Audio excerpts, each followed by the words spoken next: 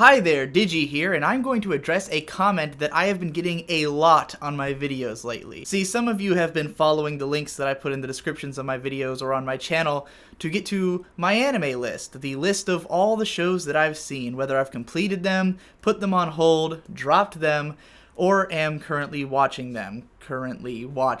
And a lot of people notice that I have a lot of dropped shows. I have almost as many dropped shows as I do completed shows. In fact, in reality, the dropped shows list would be much larger, but I only mark shows on my anime list if I at least completed one episode. There's a lot of shows that I don't finish the first episode of. I watch 5 to 15 minutes and then I just stop. So in reality, I probably have about 700 dropped shows, much more than the amount of shows I've completed. And a lot of people get confused by this. So I wanted to explain why I drop so many shows, because I think it says something about the way I watch anime and the way everyone else does. And people act like I'm the weird one for this, but honestly, the way that I watch anime is the only way that makes any sense to me, and I think everyone else is crazy for doing it any other way. So that's why I'm going to explain myself. Before I begin, there's two general concepts that predicate the methodology behind why I watch shows this way. Firstly, that there is no bad genre of anime. There have been shows in every genre that I liked. A lot of people decry stuff like fan service harem shows. I just watched 2 of them that were pretty good. No Kome, Yushibu. I enjoyed both of them. They weren't masterpieces, but if I had just been like, oh, generic harem light novel adaptation with overly long title, I'm not going to give that a chance. Wouldn't have seen these 2 shows. And also the idea that that not everyone knows what's good. Or rather that no one knows what's good except me. Rather, no one knows what's good for me except me. See, when I got into anime in a big way, into like fan sub anime back in 2007, this was when fan subs were first getting big, and not every show got watched the way they do now. Like now, a season chart comes out, and the chart has the names of every show that's coming out, and almost all of it gets released on streaming, or it's subbed within like a day. Even like magical girl shows for kids are subbed within like a day. That didn't used to happen. You didn't get Precure subs in 2007, not in a timely fashion anyway. That kind of stuff would take months, and a lot of shows would come out, go completely under the radar, no one would pay attention to them. There'd be shows that you never even heard about until much later, and shows that took forever to get subbed. All the Shaft shows used to take an eternity to get subbed. It took months for after Hidamari Sketch or Sayonara Zetsubo Sensei were over before they were done getting subtitled. So these shows would get overlooked. People didn't talk about them. People didn't know about them. So you could not just rely on word of mouth to hear about every good show or to hear about every show, period. You had to go and just watch everything and see if it was good.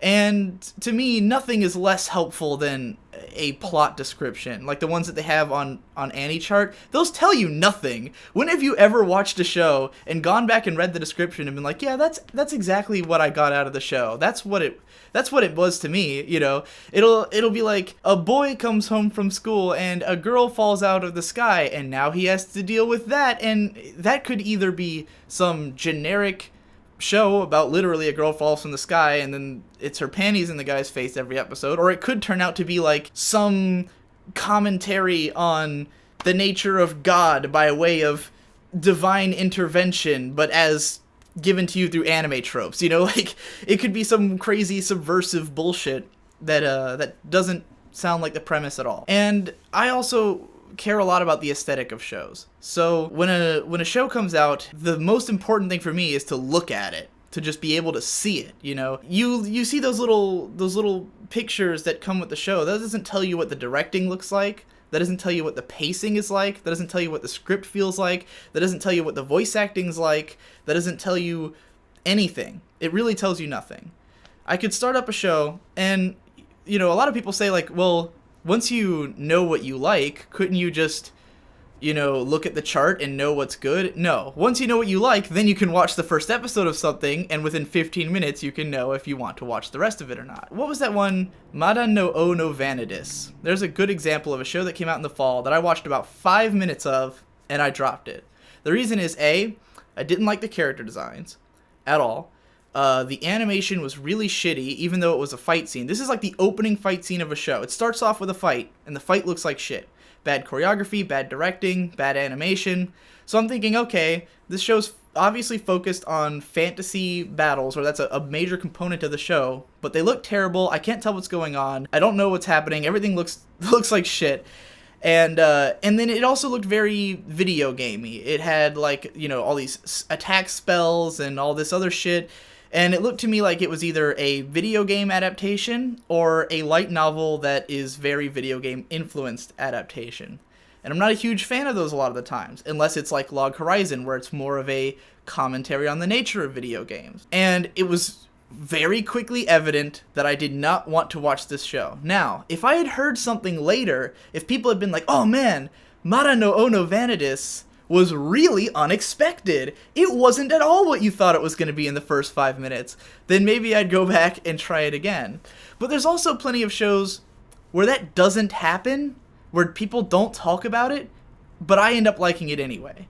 You know, like I said, I just watched Yushibu. That show is, I mean, it's a dumb fan service light novel adaptation, and people would group it in with everything else because it's got tons of fan service, tons of dumb boobs fly open kind of stuff, but it had the kind of characters I like. It had an interesting setting.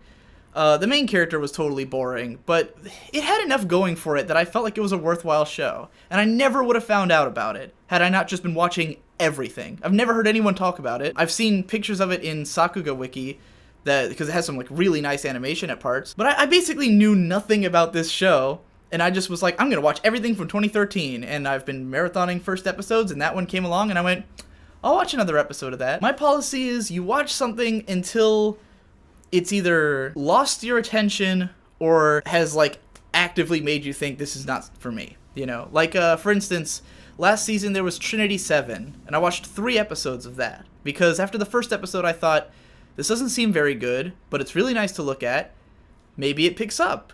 And then I watched 3 episodes and I went, this isn't picking up. I don't care. And then there's other shows where I watch 10 minutes and I go, oh, no thank you. The directing feels so awkward. The pacing is awkward. The camera shots are awkward. The show's got to click, you know, but you can't know that without watching the show.